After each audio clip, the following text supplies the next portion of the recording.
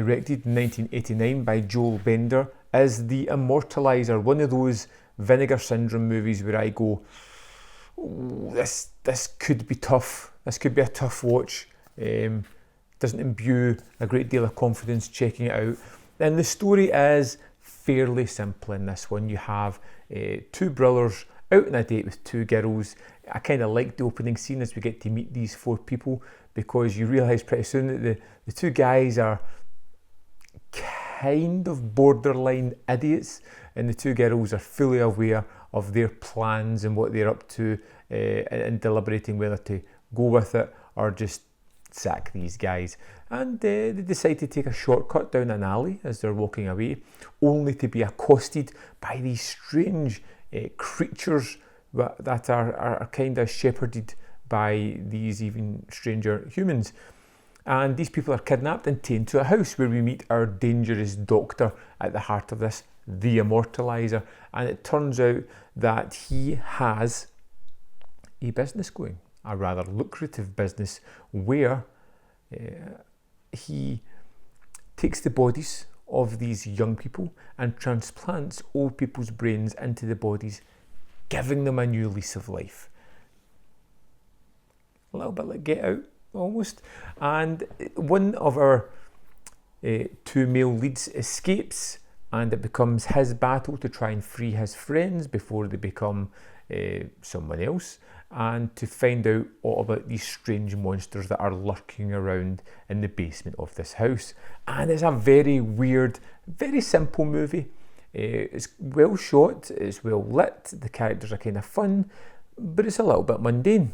It has these odd choices, particularly around about these monstered characters, these humans that they could not do the procedure on, who they have kind of turned into their cannibalistic, bloodthirsty slaves that they keep down there, and kind of watch them fight and battle over food. We also use it to dispose of bodies. Just throw them down there and let these animalistic monsters eat away at them.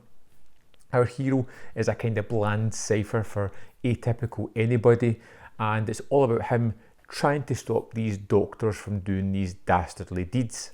It's got some fun gore sequences in amongst it, particularly with the brain transplants, as they try to carry them about. They look as if they're made out of jelly, the way they're carefully holding and shaking these brains as they move from one body to another. The characters are almost non-existent. There was nobody here that I really particularly liked. There is a nurse that works with the doctor who's having a relationship with the doctor, who actually felt like a kind of well-rounded character.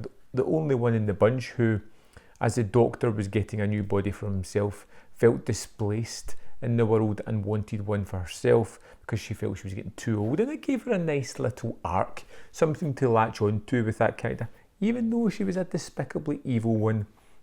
We have the hero's brother, who has been turned into one of these cannibalistic monsters, who is struggling to deal with his new nature whilst trying to hang on to a thread of his humanity and helping his brother out when needed.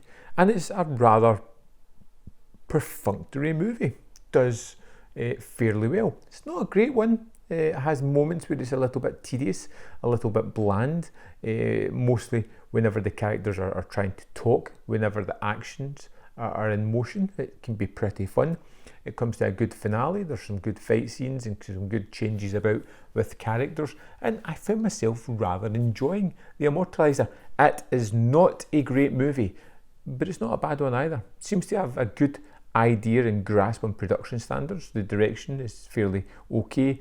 The acting is that borderline really bad way with some of the characters where you can feel as if they're a little bit wooden. A little bit wooden would actually have been better in some of their cases. Some of them are really bad.